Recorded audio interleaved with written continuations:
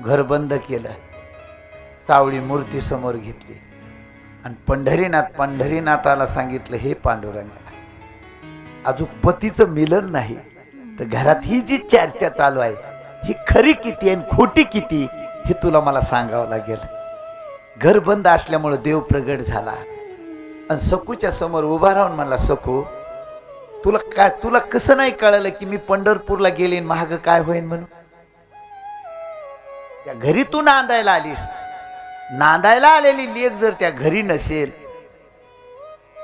तू जर वारकऱ्याच्या रूपात तू पंढरपूरला गेलीस, तुझ्या मायबापाचा किती मोठा अपमान झाला असता. पोरगी नांदायला गेली पण पोरगी तिथून कुठेतरी गेली अशी चर्चा गावात होऊ नये म्हणून तुझ्या रूपामध्ये येऊन तुझं घर सांभाळायची जबाबदारी मी केली. तुझ्या सासूची, तुझ्या सासऱ्याची, तुझ्या घरातल्या प्रत्येक माणसाची सेवा मी केली.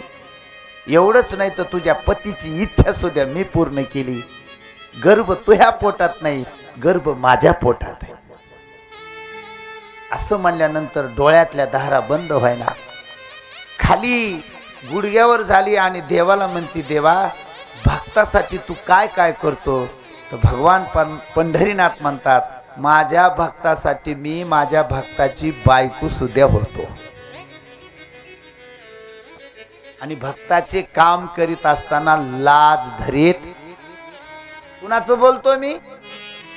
देवाचं. माणूस इथली चटई उचलायची लाज धरतो, इतकं माणूस बावळट हे ध्यानात ठेवा. कर्म जर दादानो नियती म्हणजे कर्म जर चांगलं असेल तर आपल्याला देव एक दिवशी फळ देतो महाराज. देव जर